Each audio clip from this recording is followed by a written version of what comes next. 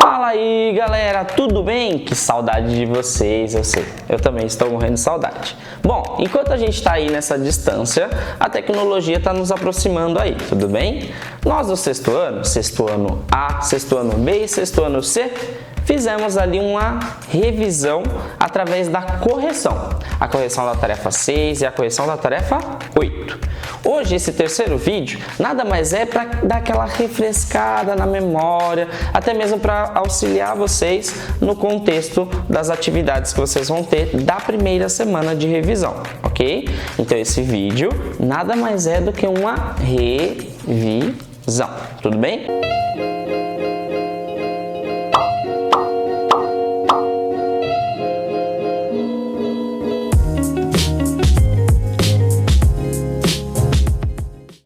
Estou eu e meu brother aqui. Fala aí, comunidade, vamos começar a revisão, beleza?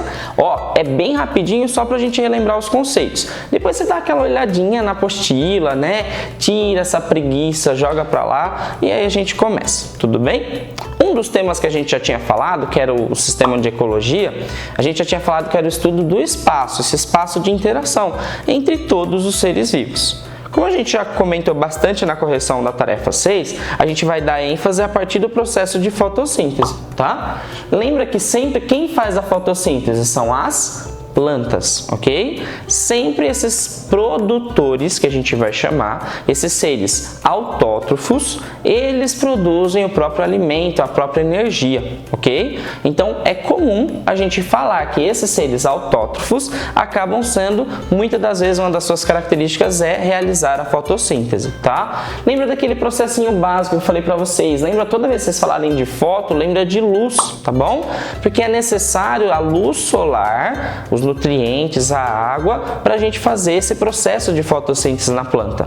Lembra da nossa live onde eu mostrei a folhinha, a entrada dos gases, o que fica dentro dela e o que sai, tá bom? Eles vão produzir o próprio alimento deles dentro desse processo, por ele ser autótrofo, tá? E também outra característica essencial, e vocês não podem confundir as duas, é que a planta também respira, tudo bem? Então ela é um ser vivo que utiliza dos processos de gases para poder respirar normalmente. Então não confundam processo de respiração com processo de fotossíntese, tá? Então precisa saber que dentro do processo de fotossíntese eu preciso dessa luz, dessa fabricação de luz para poder ocorrer ela, tá? Se fosse colocar assim um dia, 24 horas, aonde tem a maior índice de produção de fotossíntese?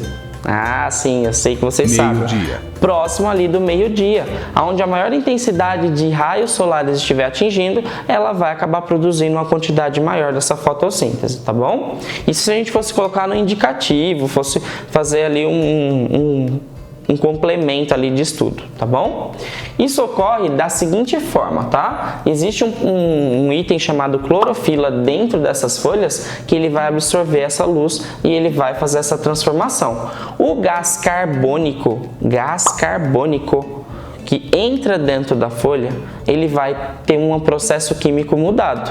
Então o carbono vai continuar na folha e vai sair o oxigênio. Professor, mas e o carbono que estava dentro da folha? O que ela vai fazer com isso? Bom, esse é o processo de alimentação dela. Você não vai ver um pé de jaca no McDonald's. Você não vai ver uma macieira lá no BK. Então você não vai ver uma planta te cumprimentando. E aí, plantinha, beleza? Como que você tá? Não.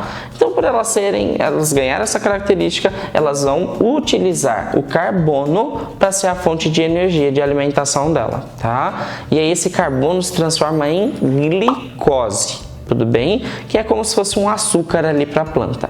Tá? E é dali que ela vai retirando essa obtenção de energia, tá? Então não esqueçam disso. Professor, mas como que ocorre esse processo? Tem microsporos lá, bem pequenininhos, esses porozinhos que absorvem esses itens de nutriente, tá? Quando vocês forem crescendo e a gente for estudando um pouquinho mais, a gente vai saber como que ocorre esse processo químico dentro da folha. Mas agora o básico é o essencial para vocês, tá?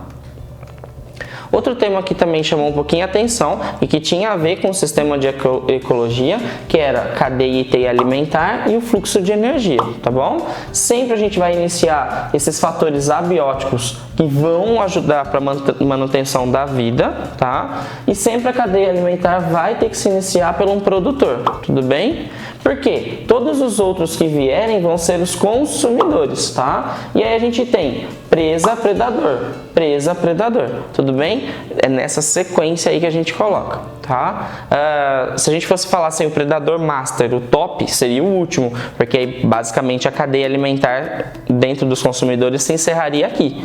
E aí só entrariam o próximo nível trófico, que são os decompositores. E o principal representante dos decompositores seriam as bactérias e os fungos. Eles vão decompor essa matéria morta, ainda bem, né? Porque imagina se não fizesse isso, a gente teria um acúmulo de dejetos, de itens que estariam sobrando, como lixo, não teria essa decomposição, tá? Então seria muito complicado. E o mais legal disso é que os decompositores vão terminar essa matéria, que muitas das vezes vão servir de nutriente para a terra, que vão ajudar de novo os produtores. Aí o produtor alimenta o consumidor vai alimentando outro consumidor, que a gente pode classificar como primário, secundário, terciário, quaternário, tudo bem? E aí depois sobra a função de finalizar a matéria para os decompositores, tá? Então aí a gente só relembrou os conceitos bem basiquinhos. E o último módulo que a gente falava um pouquinho sobre a estrutura da Terra, tá? Esse vídeo aí vocês acompanharam ele pelo Objetivo Online. Não esquece também, entra lá, vê todas as aulas, a galera lá é top, ok? Mas só pra gente relembrar que a gente tem 3 características aí de divisões, que seriam a crosta, o manto e o núcleo. Tá bom? O núcleo, professor, tem quantos núcleos? Calma, a gente já vai falar sobre isso, tá? Basicamente, a crosta é a parte menos densa, a mais consistente das camadas que compõem a Terra, tá? O solo, na verdade. E é aqui que a gente vai ver aqueles tipos de rochas, de minerais que a gente tem presente na Terra, tá bom? O segundo componente seria o manto. Tá? Esse manto terrestre, gente, só para vocês saberem, a parte mais espessa dela da crosta tem cerca de 2.900 mais ou menos abaixo da nossa superfície, tá? De profundidade, se a gente pudesse colocar. Ele pode atingir em torno de 2.000 graus Celsius, mais ou menos, tá? Essa faixa etária ali do manto. E é dali que a gente vê a composição de rochas que compõem essa forma líquida. E aí essa forma líquida que a gente vai chamar ele de magma, tudo bem? Professor, quem exerce essa pressão quando tem algum fenômeno da natureza? É justamente por isso que o vulcão entra em erupção. Essa pressão está muito forte, pode haver ali um movimento de placas tectônicas ou... Aí também teria o fato do terremoto, né? Mas tudo isso fica acontecendo lá dentro sobre essa pressão, tá bom? E o último, que seria o núcleo, ele é dividido em núcleo externo e interno, tá? Só para vocês entenderem ali, ele pode chegar desses 2.000 metros e 900 até mais ou menos 6.370 quilômetros de distância, tá? Só para vocês entenderem. Então é muito, mas muito fundo, muito profundo até chegar o núcleo, tá? Então, através dos estudos, eles tiram aí mais ou menos esse cálculo. Só para vocês entenderem, a temperatura vai variar entre 3.000 e 5.000 graus Celsius, tá? Isso aí de temperatura. E não esqueçam que aí a gente tem sempre muito presente o ferro e o magnésio também como itens presentes na formação da Terra, tá? Eu acho que é isso. Se vocês tiverem mais alguma dúvida, professor, eu lembrei de tal conceito, ainda estou com um pouquinho de dúvida, não tem problema, tá? Tanto nas redes da Escola do Objetivo, quanto nas lives, tá? Vocês têm aí contato com o Pro, então pergunta, não tem problema nenhum. Aqui a gente faz aquela retomada do conteúdo para vocês não ficarem aí perdidos nessa volta às férias, tudo bem? Beleza? Ou melhor, né? Volta às aulas. Mesmo que distante vocês em casa, a gente tem que tentar manter essa rotina de estudo, tá? Isso vai fazer muito bem para vocês. Daqui a pouquinho, vamos começar uma contagem regressiva, ó. A gente volta para nossa sala de aula e aí a gente vai fazer o nosso objetivo e aí voltar a comemorar aqui na sala com nossos experimentos no laboratório daqui a pouquinho, tá? Então aguarde um pouquinho, estuda em casa que a gente já tá de volta, beleza? Espero que vocês tenham gostado e qualquer dúvida é só falar com o Pro. Beijão, até a próxima, valeu!